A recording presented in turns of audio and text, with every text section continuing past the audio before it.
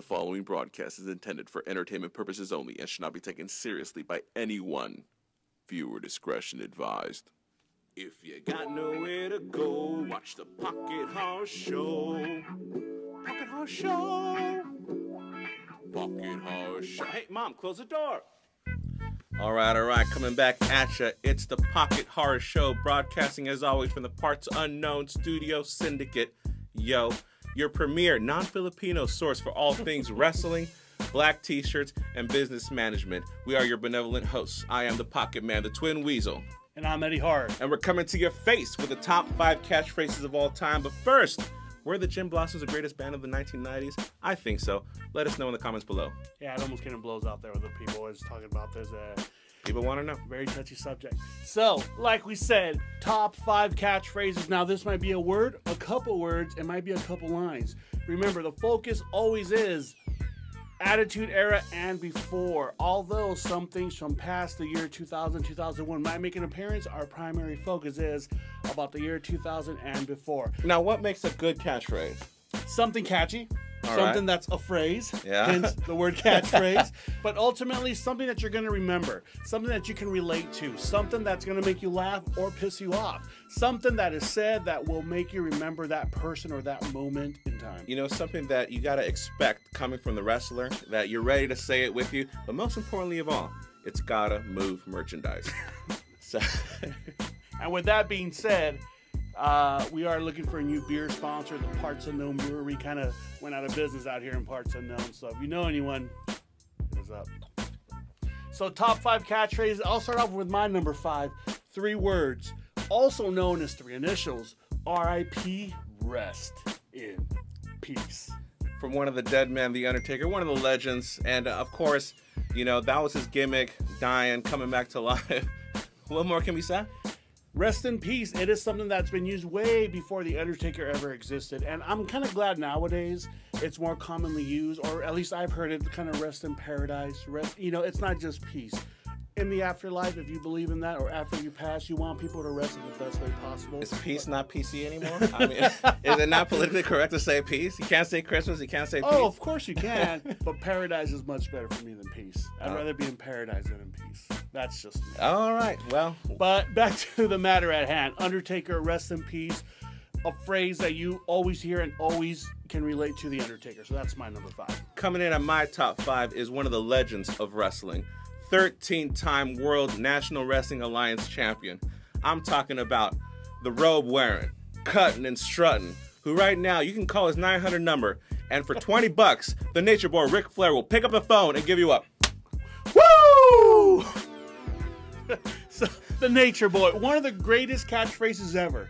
Is it a real word? Of course not. But it's a word that you will always remember and can relate to the Nature Boy. What does woo mean? You know what? He actually got it. He said from Jerry Lee Lewis, Great Balls of Fire. Woo! He said that's where he got it. So there you go. It's not even his own catchphrase then, if we think about it. Woo! That's my number 5. My number 4 comes in 2 words. It's been used by many different people, not just wrestlers. Oh, yeah. Or as I like to say it, oh, yeah. The Macho Man, Randy Savage. Oh, the Macho Man. Who can forget? He has so many catchphrases, from soaring with the eagles and slithering with the snakes to dig it.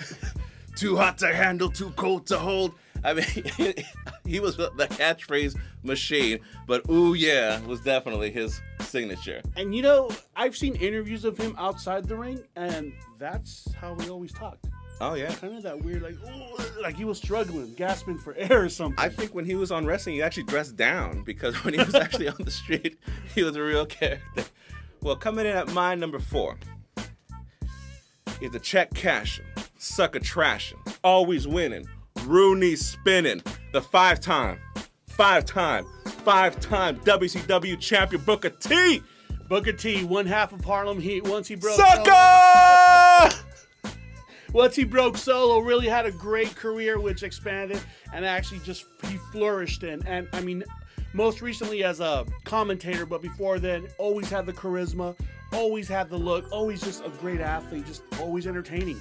Can you dig it? Sucker. My number 3 comes in This guy has many, many catchphrases. But ultimately, when he makes his point, that's the bottom line because Stone Cold said so. Oh man, Stone Cold. That once again, a premier Attitude Era wrestler.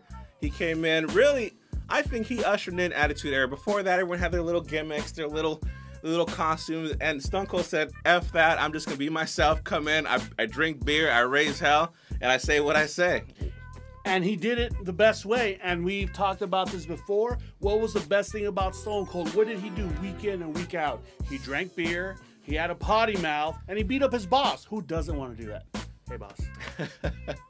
All right, coming in at my number 3. My number 3rd choice. What? One word. What? One punctuation. What? The Rattlesnake. What? Stone Cold. What? Steve Austin. What? The word that ruined Kurt Angle's life. What? What? Kurt Angle had a tough time with the word what, as many wrestlers did, as many wrestlers even do now. Sometimes when I, flip the channels and see some guys on there, that's still popular. They still say it. They still say it. And it's funny you said ruined Kurt Angle's career. It's not often that you're known as someone who got derailed in your career, except if you're ludicrous. But other than that, Kurt Angle definitely, he didn't get derailed, but definitely one of the things he's known for is a catchphrase by Stone Cold. Yeah, I mean, just what's awesome about that is it's just one word. I mean, it's so perfect. You can remember it.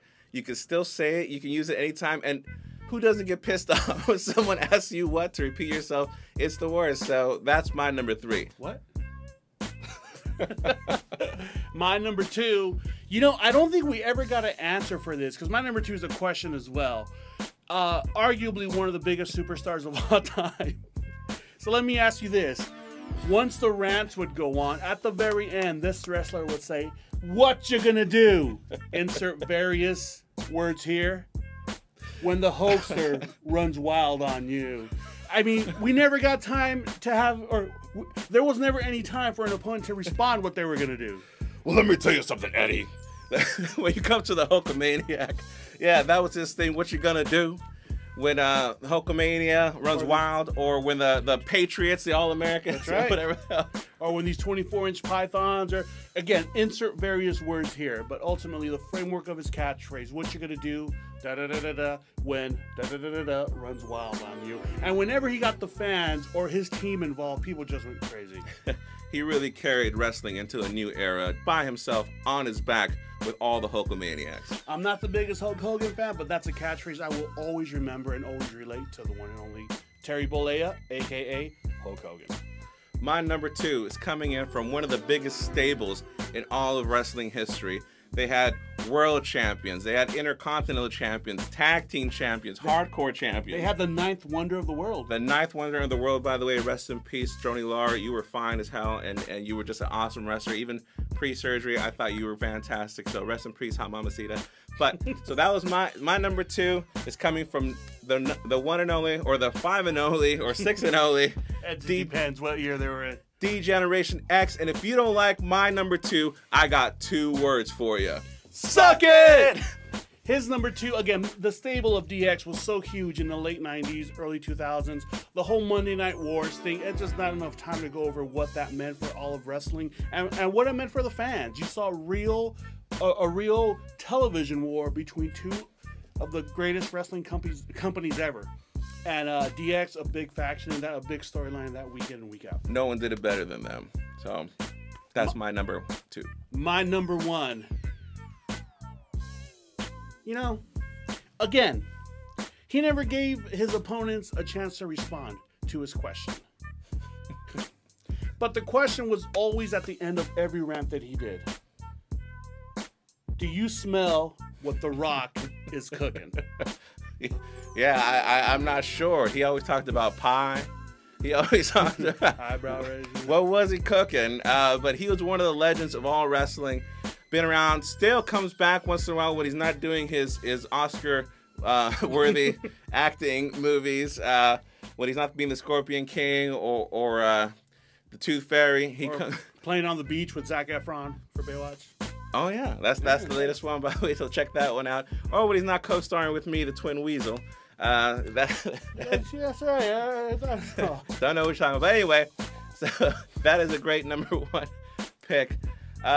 For me, my number one, beating out the best there is, the best there was, best ever will be. Beating out What You Gonna Do is the most electrifying man of all of sports entertainment. The jabroni beating, pie eating, elbow dropping, people's champion. You know who I'm talking about? It doesn't matter if you know who I'm talking about. The fact of the matter is this. Finally, The Rock has come back to parts unknown.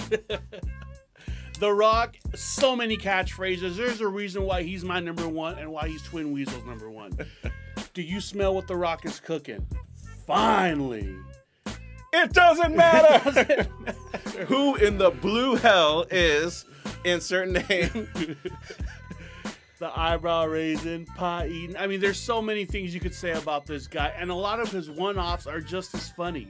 This guy, just a wrestler and entertainer for the ages. He is a catchphrase making machine, but that's what we have. Once again, we're the Pocket Horror Show. Let us know what you think in the comments. If you agree with my list, let us know in the comments. If you agree with Eddie's list, go ahead and keep your opinions to yourself. Now remember, this is the Pocket Horror Show reminding you, if you see the dragon or smell the gnome, you might have stumbled into parts unknown.